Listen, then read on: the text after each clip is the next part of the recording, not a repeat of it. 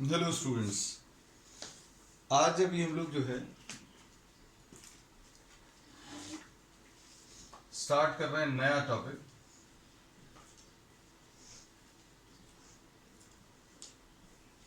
Consistency.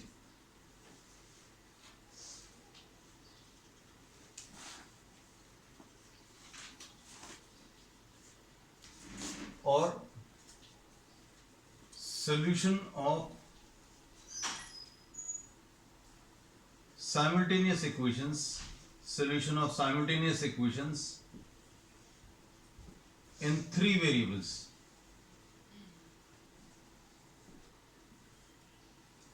ये word अभी हम लोग कई बार सुन चुके हैं, 10th क्लास में भी था। कंसिस्टेंसी सॉल्व भी कर लेते हैं, सब कुछ है लेकिन फॉर्मूलेज भी मालूम है, लेकिन कंसिस्टेंसी एग्जैक्टली क्या है वो नहीं पता। लेकिन इस क्लास के एंड तक, इस वीडियो के एंड तक आपको ये समझ में आ जाएगा कि कंसिस्टेंसी क्या है। इसकी डेफिनेशन तुम्ही लोगों से अभी हम इसमें बनवाएंगे, है ना।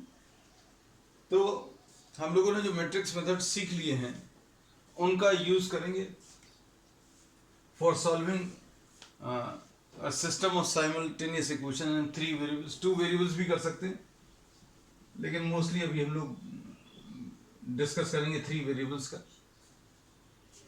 और फिर इसमें एक और रिलेटेड टॉपिक अभी हम लोग कंसिस्टेंसी साथ में ही लेंगे।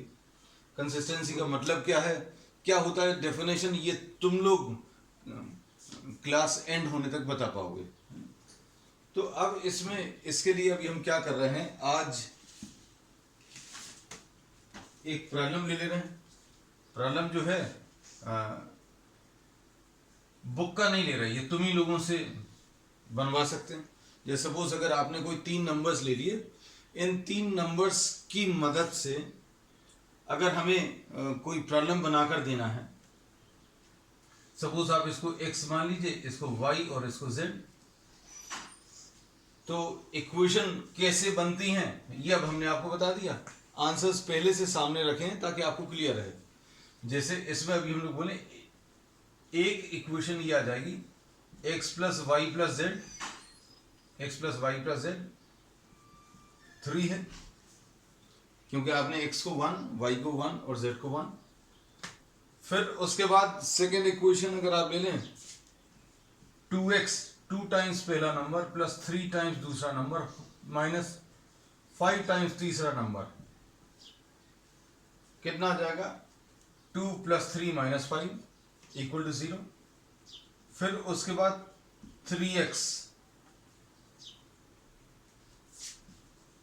प्लस 4y, 3 टाइम्स पहला प्लस 4 टाइम्स दूसरा माइनस 6 टाइम्स तीसरा नंबर, 3 प्लस 4 7 माइनस 6, ये भी सॉल्व कर सकते हैं, ये 1 आ जाए। ये आंसर अभी हमने सामने क्यों रखा, ये पहली बार इस तरह की चीज देख रहे होगे ना, आपको किताब में ना किसी वीडियो में ऐसा नहीं देते, ताकि आपको बिल्कुल क्लियर हो जाए इस लेक्चर के एंड तक कि कंसिस्टेंसी होता क्या है। अब इसमें हम लोग ये देखें तो ये तीनों इक्वेशंस डिस्टिंक्ट इक्वेशंस हैं। डिस्टिंक्ट इक्वेशंस मतलब तीनों इक्वेशंस अलग अलग हैं। कोई भी ऐसी इक्वेशन नहीं है कि जिसमें अभी हम लोग बोलें कि ये दोनों आइडेंटिकल हैं। आइडेंटिकल नहीं है, कैसी हो सकती हैं, आप इन दोनों को ऐड करके एक नई इक्वेशन बना सकते हैं। आप एक्चुअल में 2 इक्वेशन लिखे, तीसरी वाली ऐड करके बना दें। अब ये आंसर सामने रखकर अभी हमने इसलिए किया है ताकि आपको चीजें पता चले। जैसे दूसरा प्रॉब्लम अभी हम बना रहे हैं, x plus Y plus z is equal to 3। वही इक्वेशन लिखिए 2x plus 3y minus 5z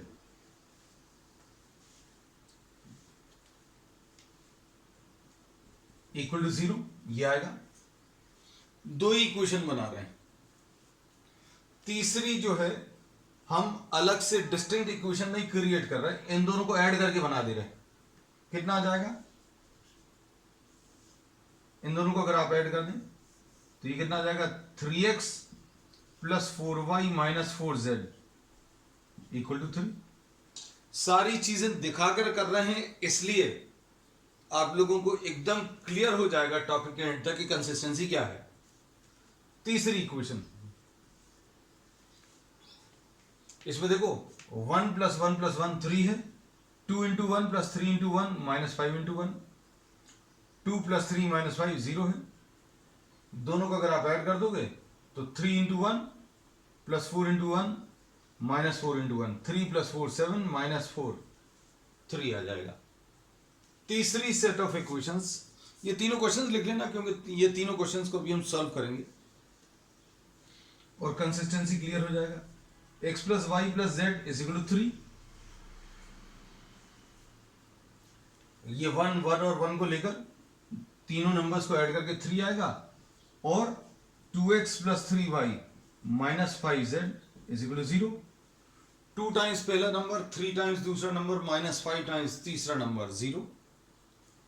अब इन दोनों को अगर आप ऐड कर दो, मतलब 3 टाइम्स पहला प्लस 4 टाइम्स दूसरा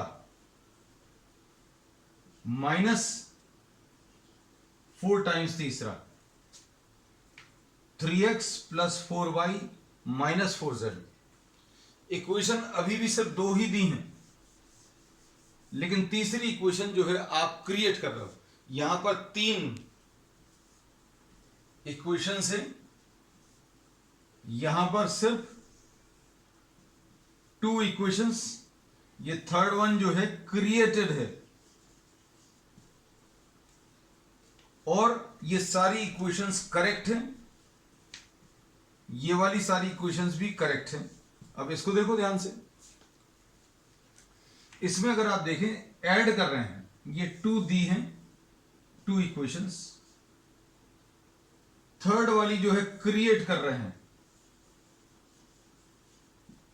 कैसे? 3x + 4y - 4z, मतलब 3 टाइम्स पहला नंबर, 4 टाइम्स दूसरा नंबर, -4 टाइम्स तीसरा नंबर, 3 × 1 + 4 × 1 -4 × 1, तो यह आ जाएगा 3 + 4 7 -4। ये कितना आ जाएगा? 3 + 4 7 -4।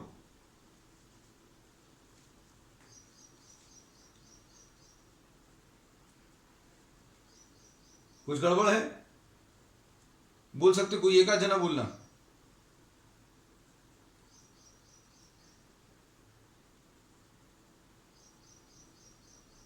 कुछ गलत है क्या?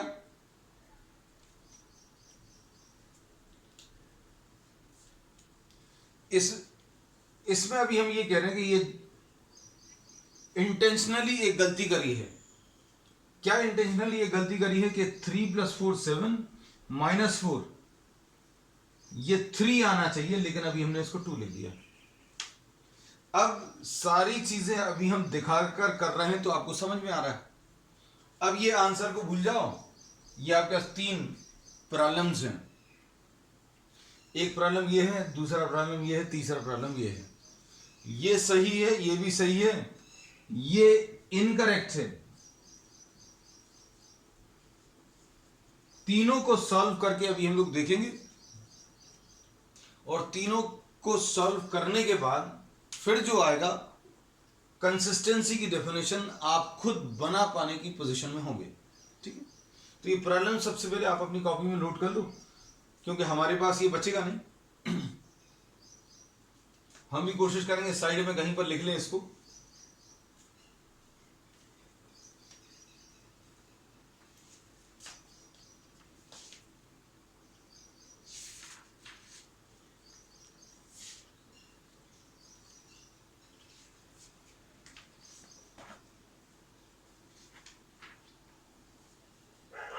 अब देखो,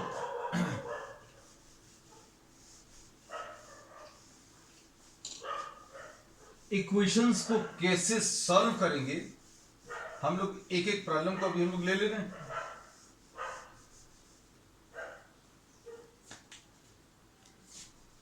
x + y + z = 3 है, 2x + 3y - 5z = 0 है,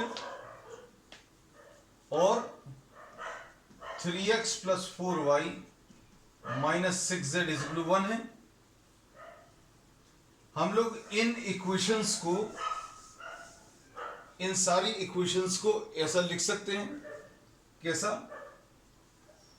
मैट्रिक्स फॉर्म में 1 1 एंड 1, 2 3 और -5, 3 4 एंड -6। नंबर्स लिख लिए, only the coefficients 1 1 and 1, 2 3 and -5, 3 4 and -6 into XYZ।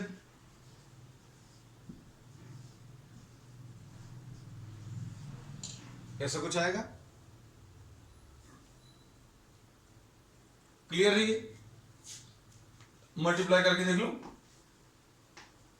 इसको अगर ऊपर लिख लें तो क्या आएगा? x plus Y plus Z, x plus Y plus z equal to 3। इधर कितना आएगा? 2x plus 3y minus 5z equal to 0। और तीसरा क्या आ जाएगा? 3x plus 4y minus 6z is equal to 1।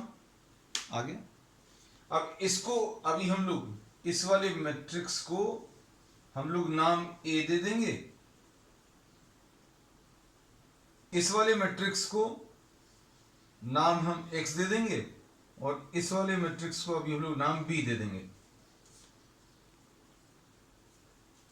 तो क्या लिख सकते हैं? X will be equal to A inverse into B। X की value A inverse into B। अब A क्या चीज है हम लोगों को मालूम है।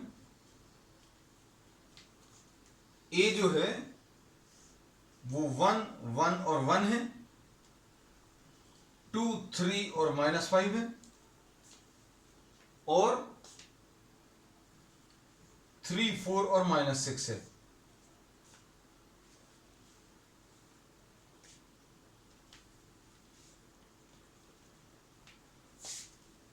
अब इसमें पहली दोनों इक्वेशंस तो आइडेंटिकल हैं।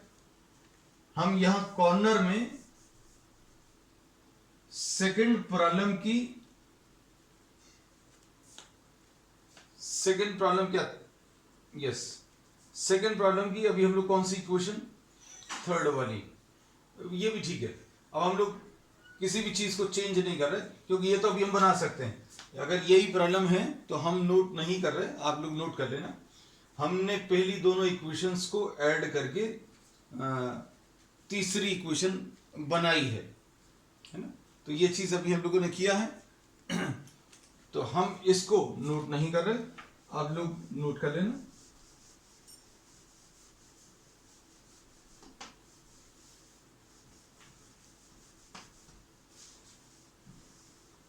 कंसिस्टेंसी की डेफिनेशन, जैसा अभी हमने बोला, कंसिस्टेंसी है क्या?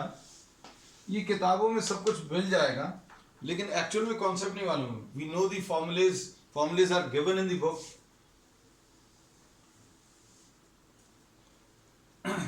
अब देखो, इसमें अभी हम लोग क्या कर रहे हैं? ए आपको मालूम है, अब ए इनवर्स निकालना है। ए इनवर्स निकालने के लिए सबसे पहला काम करते हैं, अभी हम लोग डिटर्मिनेंट। डिटर्मिनेंट ए इसलिए निकालते हैं क्योंकि अगर इस डिटर्मिनेंट की वैल्यू 0 है, मतलब अभी हम लोग इसका इनवर्स नहीं निकाल पाएंगे। तो अब इसको देखो, डिटर्मिनेंट ए का निकालना, तो 1 इंटू -1 इंटू एंड +1 इंटू, ऐसा कुछ आएगा नंबर्स।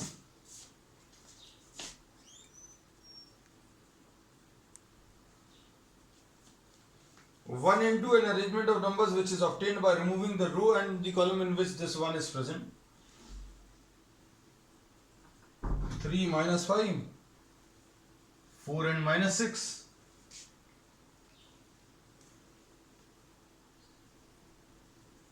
2 minus 5। आप साथ में करते जाना, क्योंकि इसमें फिजिक्स जैसा नहीं है कि आपको पूरा कंसंट्रेट होकर पूरा सब कुछ समझना पड़ेगा। तो आप करते भी जाना, चेक भी हो जाएगा।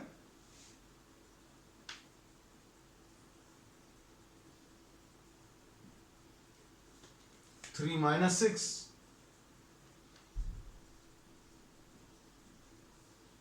ऐसा कुछ आएगा। तो ये कितना आ जाएगा? 1 इंटू -6, सॉरी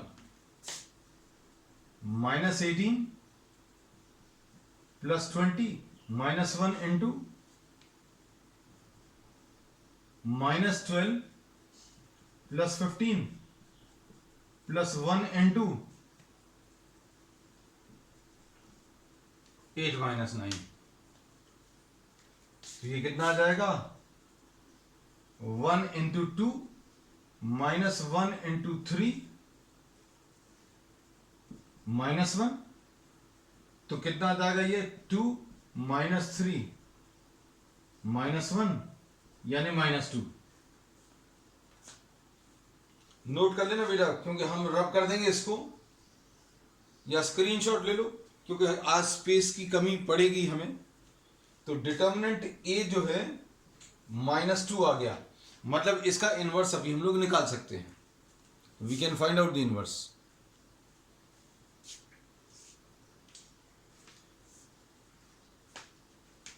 स्क्रीनशॉट ले लेना बेटा, अगर नहीं कर पाए हो तो।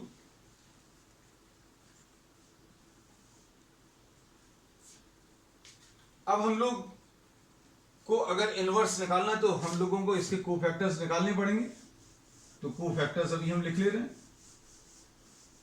और कोफैक्टर मैट्रिक्स निकालेंगे।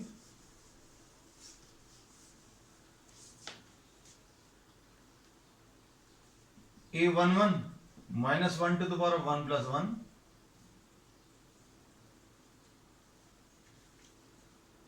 (3 - 5), 4 - 6, A12 -1 to the power of 1 plus 2. Remove the row and the column in which this A12 is present. A12 जिस रो में है उसको अलग कर दो, जिस कॉलम में है उसको अलग कर दो। तो 2 - 5,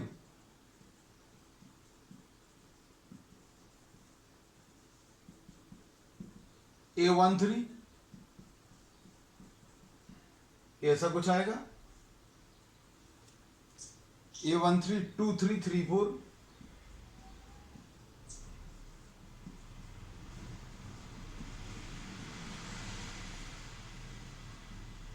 ये सारे कैलकुलेट कर लो, क्योंकि इन सब की जरूरत पड़ेगी। A21 -1 to the power of 2 plus 1, 11 4 - 6 -1 to the power of 2 plus 2,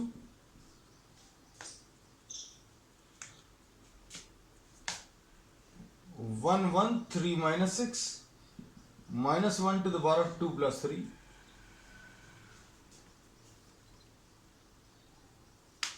1 1 and 3 4, A31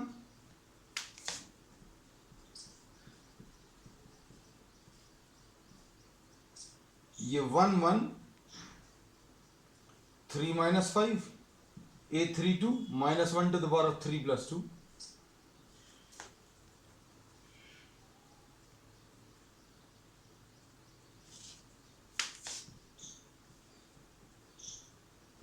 A33 -1 to the power of 3 plus 3, ऐसा कुछ आएगा।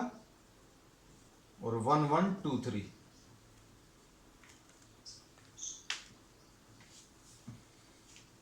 सिंप्लीफाई कर लूं।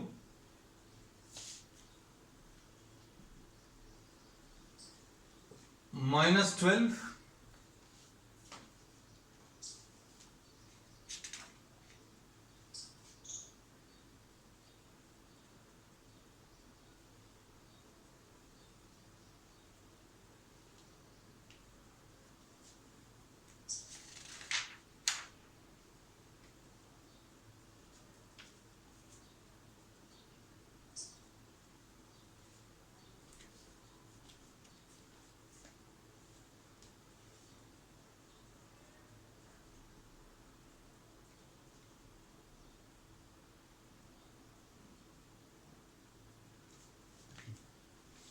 ये आ जाएगा -18 एंड +20, मतलब 2 आएगा। फिर इधर -12 और +15, 3 आएगा माइनस साइन के साथ, -3, ये 8 -9 -1 आएगा, ये -6 और +4, -6 और -4, ये -10 आएगा, बाहर वाले माइनस के साथ मिलकर ये +10 हो जाएगा। इसके बाद -6 -3, ये -9 और इधर पर ये 4 -3, माइनस साइन है तो -1, इधर पर -5 -3 मतलब -8 आएगा, और इसमें देखो ये कितना आ जाएगा, -5 -2, -5 -2 यानी -7 और बाहर वाले माइनस के साथ ये +7। थोड़ा सा फास्ट करें क्योंकि ये सारी चीजें अपन लोग कर चुके हैं। 3 - 2 यानी ये 1 आएगा। चेक भी कर लेंगे, स्क्रीनशॉट ले लो बेटा जल्दी से, क्योंकि अभी हम ये इतना हिस्सा जो है ये रब कर देंगे।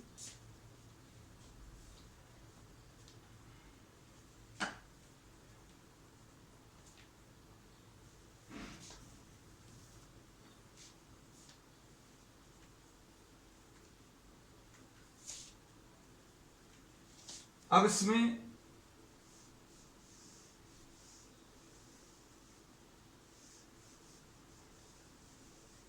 हम सिर्फ इतना रब कर रहे हैं।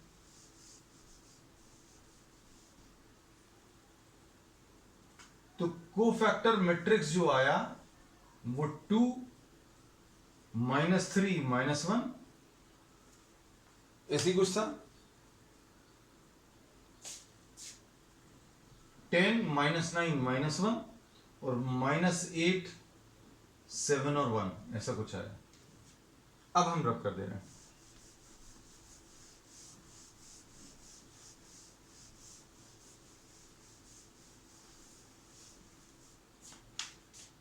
अब इसके बाद adjoint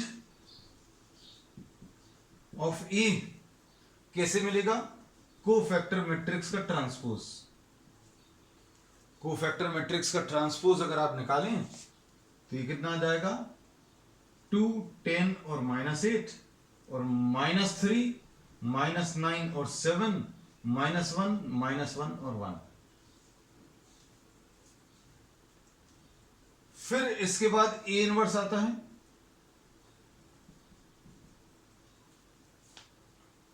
A inverse will be equal to adjoint A divided by value of the determinant. तो वैल्यू ऑफ द डिटर्मिनेंट अभी हमने नीचे लिखी हुई है, ये सारी वैल्यूज अभी हमने रखी हैं साथ में। adjoint A ये कितना, 2 10 -8 -3 -9 7 -1 -1 और 1। अगर किसी का कुछ छूट गया है तो आप वीडियो फिर से देखकर पॉज करके आप सारी कैलकुलेशंस चेक कर सकते हैं, वेरीफाई कर लेना। अब इसके बाद x की वैल्यू कितनी है, a inverse into B. a inverse लिख लें, 2 10 -8 -3 -9 7 1 -1 1। x की value a inverse into B. B कौन सा वाला था, ये लिखा हुआ है।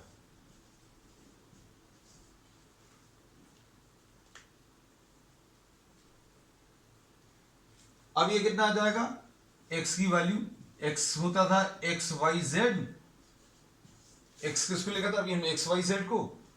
ये -1/2 है। क्या करें, इसको आप ऊपर लिख लें मल्टीप्लिकेशन में, 3 0 और 1, तो ये कितना आ जाएगा, 6 + 0 -8 और इधर कितना आ जाएगा, -9 + 0 + 7। अगला कितना आ जाएगा, 3 + 0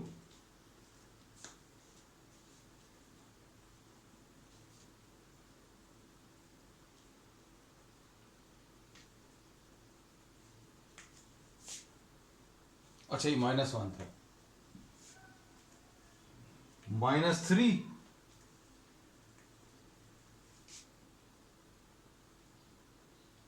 +0 +1, और ये कितना आ जाएगा -1/2 इंटू -2 -2 और -2, कुल मिलाकर आंसर 1 1 और 1 आ जाएगा। आंसर कोई बहुत बड़ा इशू नहीं था इसमें, यह भी हमें पहले से मालूम था।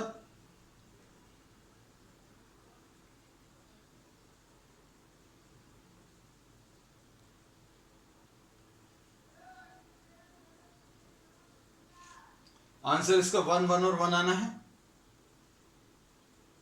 तो इसमें अब हम लोगों को यह पता चला कि अगर आपको किसी क्वेश्चन को सॉल्व करना है तो 3 डिस्टिंक्ट इक्वेशंस होनी चाहिए और तीनों सही होनी चाहिए। सही हैं कि गलत हैं ये अभी हमने प्रॉब्लम स्टार्टिंग में बता दिया, क्योंकि गलती अभी हमने दिखाकर करी तो आपको पता चल गया, लेकिन प्रॉब्लम्स में आपको ये देखकर कभी समझ में नहीं आएगा कि इक्वेशंस गलत हैं। ठीक है, इसका स्क्रीनशॉट ले लो बेटा जल्दी से, ताकि हम नेक्स्ट प्रॉब्लम पर आ पाए।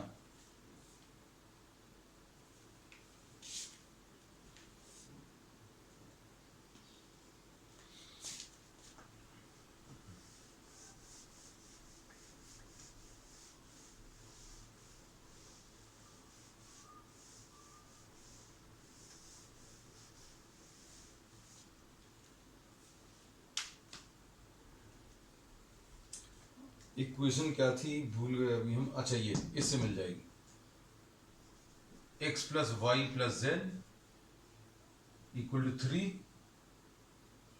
2x + 3y - 5z = 0, और 3x + 4y - 6z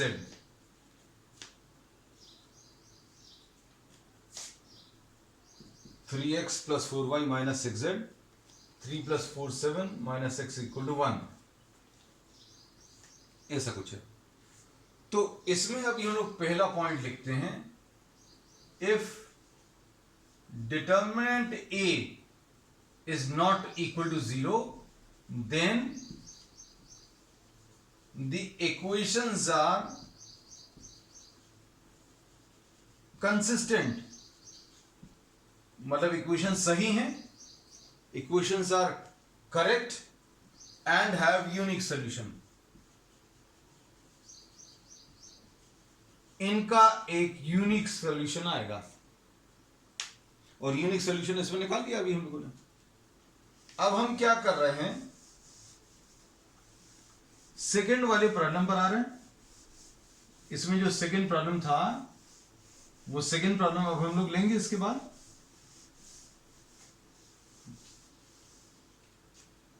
second problem में अभी हम लोगों ने क्या किया था,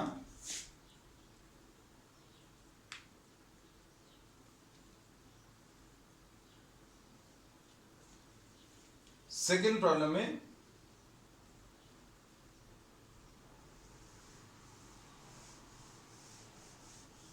हम ये सारी चीजें फिर से लिखवा देंगे बिल्कुल, क्योंकि एंड में सम अप आप ही लोगों से कराएंगे। क्वेश्चन नंबर 2 में 3x + 4y - 4z, आपको एक्चुअल में 2 ही इक्वेशंस दी हैं, और तीसरी हमें ऐसा लग रहा है दी है, लेकिन ये डिस्टिंक्ट इक्वेशन नहीं है। ये third equation has been created by adding the first two. आपने पहले और दूसरे को ऐड करके ये तीसरी वाली क्रिएट की। सारी चीजें हम दिखाकर कर रहे हैं, इसलिए आपको समझ में आ रहा है, लेकिन प्रॉब्लम जब सामने आएगा एग्जामिनेशन में या बुक में से जब आप प्रॉब्लम करोगे, अब जैसे ये तो डायरेक्टली ऐड किया है, हमें अगर नया प्रॉब्लम बनाना है तो क्या करेंगे, इसको 2 से मल्टीप्लाई कर दो, इसको 3 से, और फिर ऐड कर दो, तो जो बनेगी तो उसको देखकर तो आप कभी नहीं बता पाएंगे कि हाँ ये थर्ड वाली आर्टिफिशियली क्रिएटेड है। तो कहने का मतलब ये है कि अभी हमने सारी चीजें दिखाकर इसलिए की हैं, आंसर को सामने रखकर प्रॉब्लम्स बनाए हैं। आज पहली बार आंसर सामने रख के प्रॉब्लम्स इसलिए बनाए ताकि आपको पता चले आपने किया क्या है। अब इसमें अभी हम लोग कैसा लिखेंगे, इसको 1 1 और 1, 2 3 और -5, 3 4 और -4।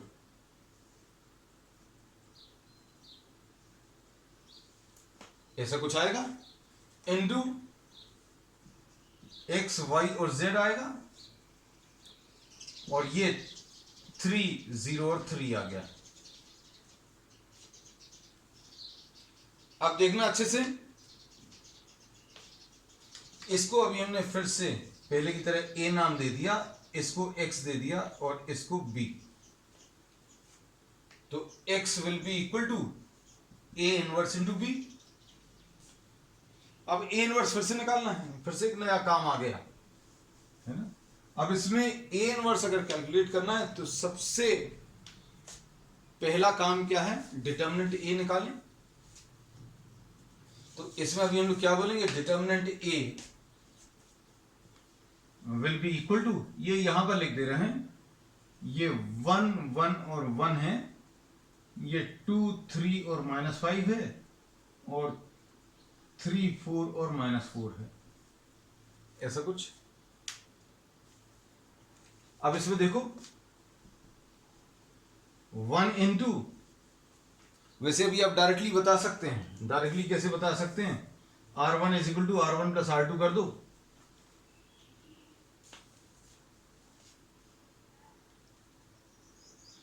R1 is equal to R1 plus R2 अगर आप करेंगे तो 1 प्लस 2 3 आ जाएगा, 3 प्लस 1 4 आ जाएगा, 1 माइनस 5 -4 आ जाएगा, और दो रोज आइडेंटिकल हो जाएंगी तो 0 आ जाएगा। कर सकते हैं, डायरेक्टली कर सकते हैं। और 1 इंटू 3 माइनस 5 4 -4, -1 इंटू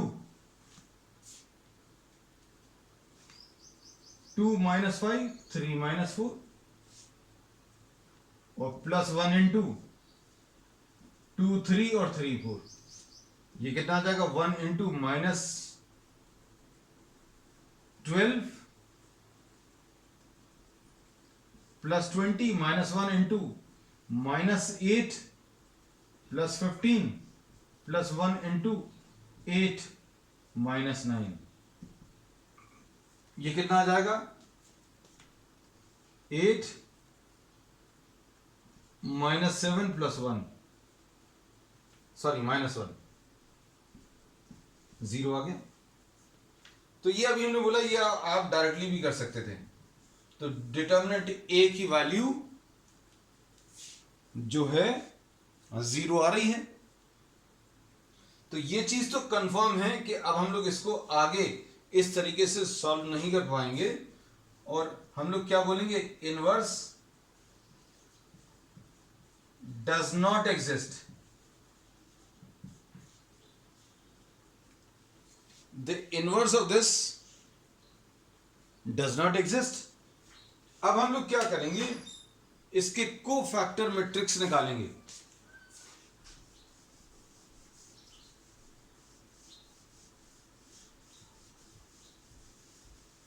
प्रॉब्लम्स की प्रैक्टिस जरूर कर लेना बेटा। हम हर एक्सरसाइज में सिर्फ बहुत इंपॉर्टेंट या जो थोड़े से टफ प्रॉब्लम्स हैं वो डिस्कस करें, लेकिन ये पहली ऐसी एक्सरसाइज है, हमने ये प्रॉब्लम तुम लोगों को तुरंत में सामने ही क्रिएट करके दिया है, so that you are able to understand the concepts.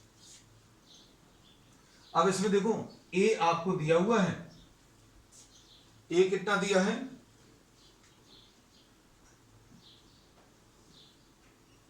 1 1 and 1, 2 3 -5, 3 4 and -4। अब इसमें a11 -1 to the power of 1 + 1, 3 -5 4 -4, कितना आ जाएगा ये, -12 + 20, यानी 8 आ जाएगा।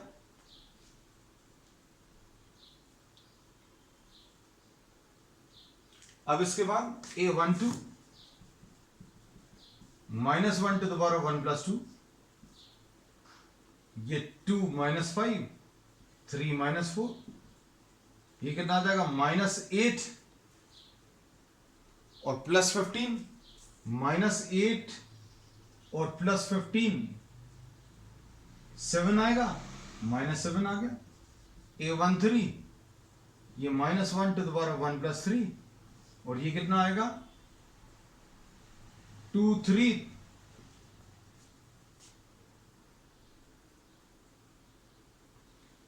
2 3 3 4, तो ये कितना आ जाएगा 8 -9, 8 -9 यानी -1।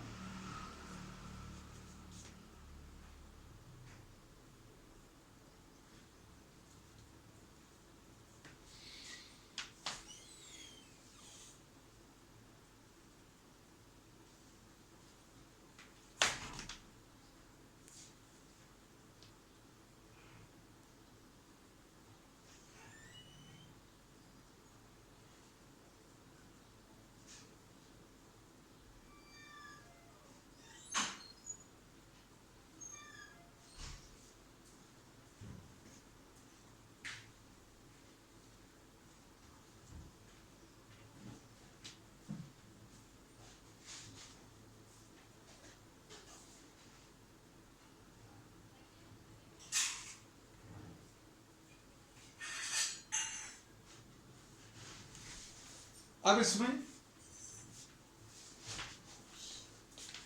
नेक्स्ट है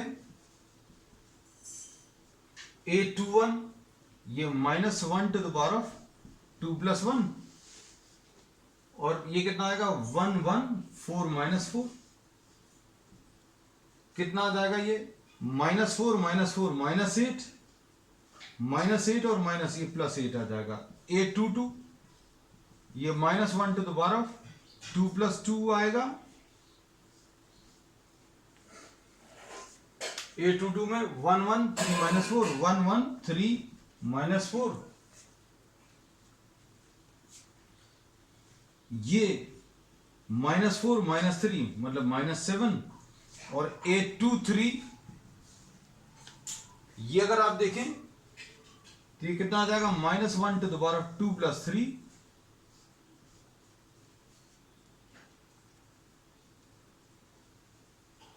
1 1 3 4, ये 4 -3 1 आएगा और माइनस साइन बाहर -1। हम इधर का कुछ पोर्शन रब कर दे रहे हैं। इनवर्स डज नॉट एग्जिस्ट, ये अभी हम लोग मालूम है। We are rubbing this portion.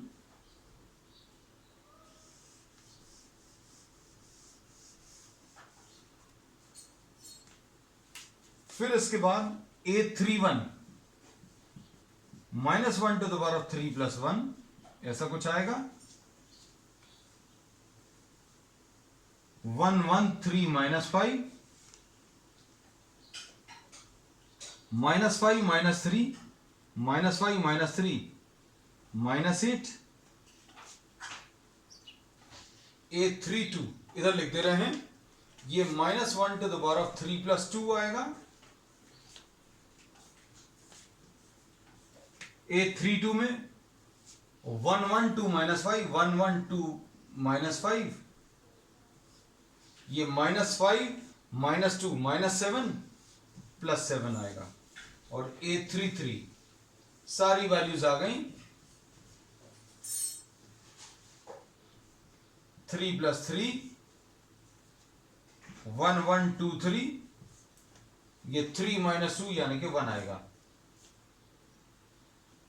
So now we are writing down all the cofactors,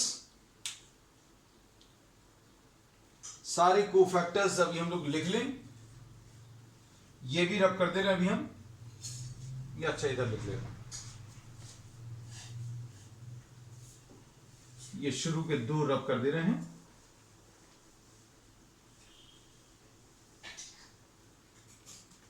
cofactor matrix will be 8 -7 -1, 8 -7 -1, -8 7 और 1।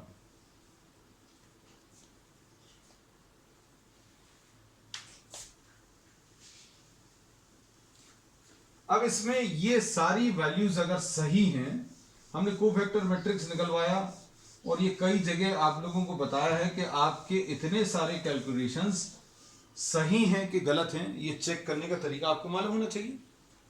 तो अभी हम लोग बोल रहे हैं आप ये इनको मल्टीप्लाई करके देख लो, corresponding elements of A and the cofactor matrix multiply कर लो, कितना आ जाएगा 8 - 7 - 1 0, वैल्यू ऑफ डिटर्मिनेंट आएगा, मतलब 1 × 8 + 1 × -7 + 1 × -1, ऐसा कर लो।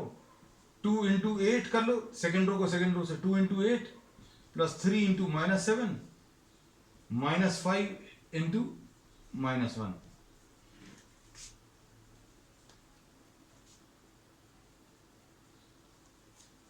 (16 + 5 = 21 -21), ठीक। फिर -24 तीसरा वाला, +28 -4, ठीक है। अब ये हम लोगों ने कहा कि कोफैक्टर मैट्रिक्स क्यों निकाला, इसका रीजन जो है बिल्कुल अभी आज हमने बोला था, कंसिस्टेंसी जो है बिल्कुल एंड तक परफेक्टली क्लियर हो जाएगा, क्योंकि इसमें अब हम लोग निकालेंगे एडजॉइंट ए। एडजॉइंट ए क्या आ जाएगा, ये 8 8 -8 और -7 -7 7 -1 -1 और 1, और एडजॉइंट ए इंटू बी निकालना है। ये जो नया काम अभी हम लोग करना है वो ये है, 8 8 -8 -7 -7 7 -1 -1 और 1 इंटू बी। बी क्या है 303,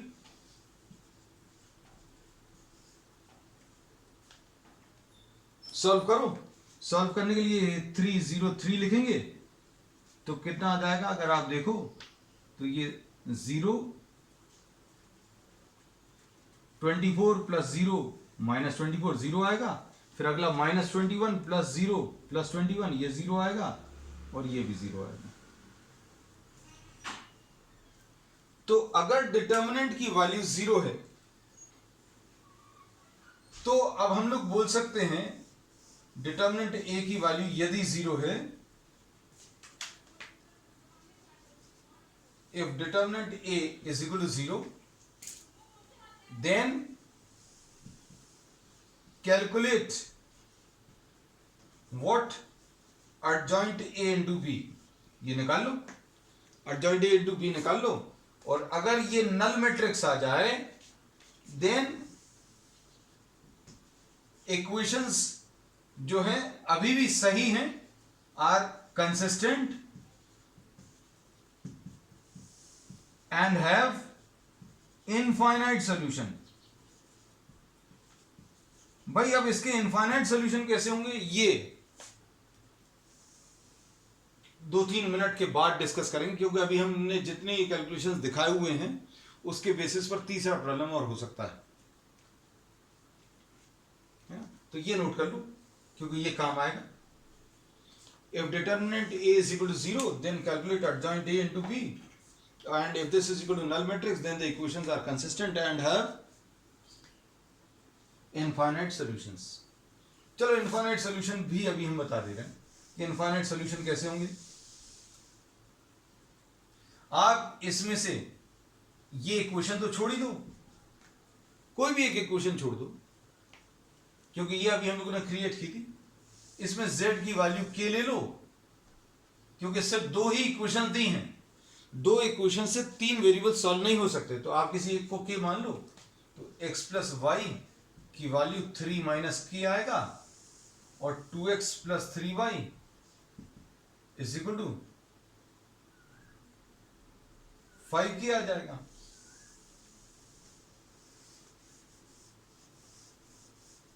इसको सॉल्व कर लो, इसका आंसर k के टर्म्स में आएगा। k के टर्म्स में क्या आएगा देखो, इसको 2 से मल्टीप्लाई कर लो फर्स्ट इक्वेशन को, तो कितना आ जाएगा 2x + 2y = 6 - 2k, और इधर कितना आ जाएगा 2x + 3y = 5k। सब्ट्रैक्ट कर लो दोनों इक्वेशंस को, तो minus y is equal to 6 minus 7k, तो y की वैल्यू 7k माइनस 6। तो अगर आपने z की वैल्यू k ले ली तो y की वैल्यू 7k माइनस 6 आ जाएगा, और x की वैल्यू भी k के टर्म्स में आ जाएगी। x की वैल्यू क्या आएगी बताओ जरा, x की value 3 minus y minus Z,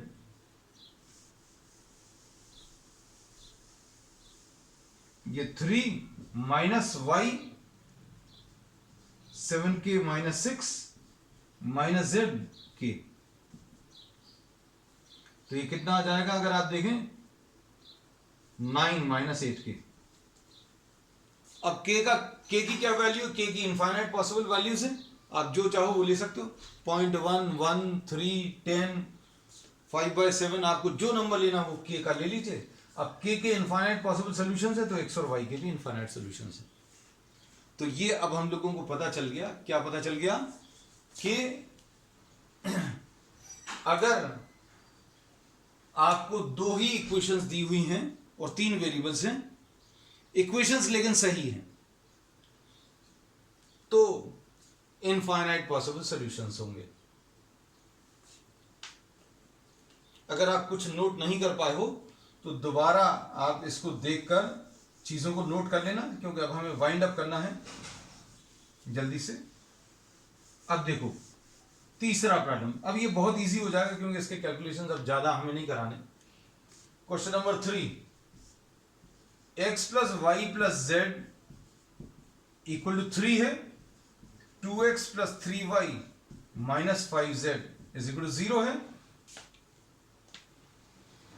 अब क्या करोगे, दोनों को ऐड करो, 3x plus 4y minus 4z, मतलब 3 into 1 plus 4 into 1 minus 4 into 1, ये कितना आना चाहिए, 3 आना चाहिए इन दोनों को ऐड करने पर। लेकिन आपने एक गलती कर दी, दिखाकर की है इसलिए समझ में आ गया, प्रॉब्लम में नहीं समझ में आएगा। इसमें कैसे सॉल्व करोगे, a की वैल्यू 1 1 और 1, 2 3 और माइनस 5, 3 4 और माइनस 4, इसकी वैल्यू 0 आएगी क्योंकि ये बिल्कुल वही है, ये देखो पिछले प्रॉब्लम की तरह है। इसका कोफैक्टर मैट्रिक्स भी परफेक्टली वही आएगा, इसलिए देखो अभी हमने रब नहीं किया क्योंकि नंबर्स तो सेम है, राइट हैंड साइड भर अलग है।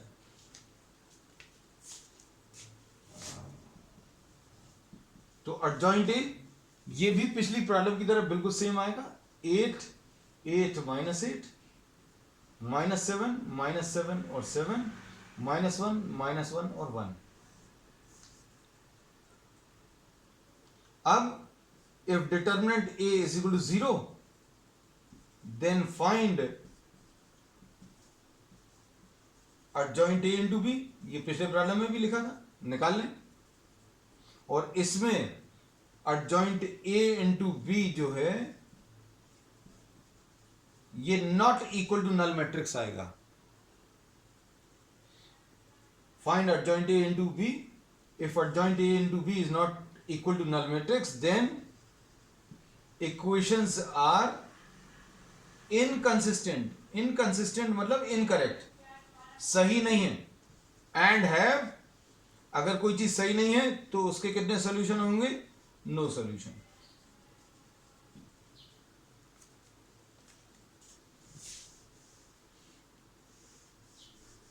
देखो एडजॉइंट ए इंटू बी भी निकलवा के दिखा दें, नहीं तो आपको लगेगा कि सिर्फ ये प्रॉब्लम में आपने नहीं निकलवाया और लिख दिया directly adjoint A into B.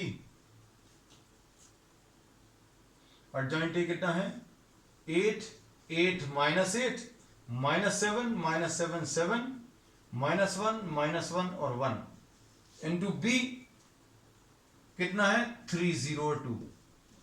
निकाल कर देख लो ये कितना आ जाएगा, 302 यहां लिखोगे तो 24 प्लस 0 माइनस 16, देखो नहीं आया, माइनस 21 प्लस 0 प्लस 14 और माइनस 3 प्लस 0 प्लस 2।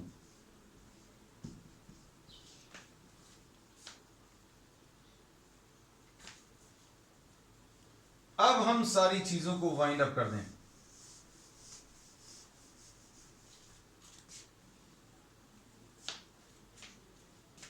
क्या? If determinant A is not equal to 0, then equations are correct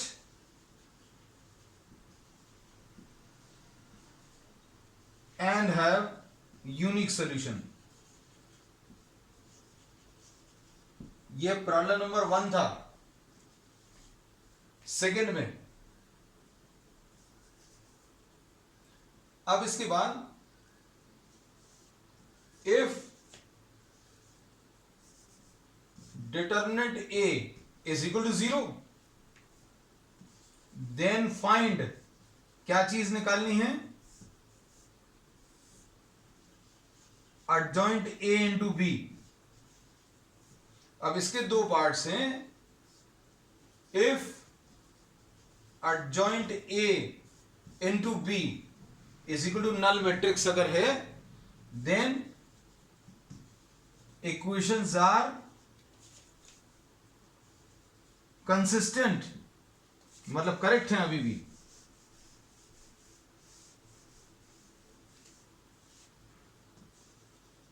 consistent and have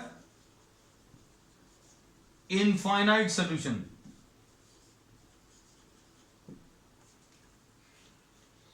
और बी पार्ट इसका, इफ adjoint A into B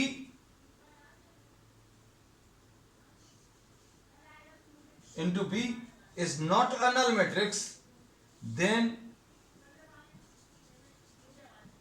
equation are inconsistent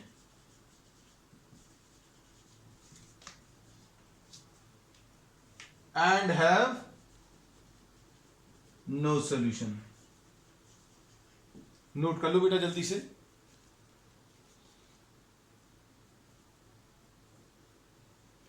consistency का मतलब, consistency is a word which is related to the correctness of the equations.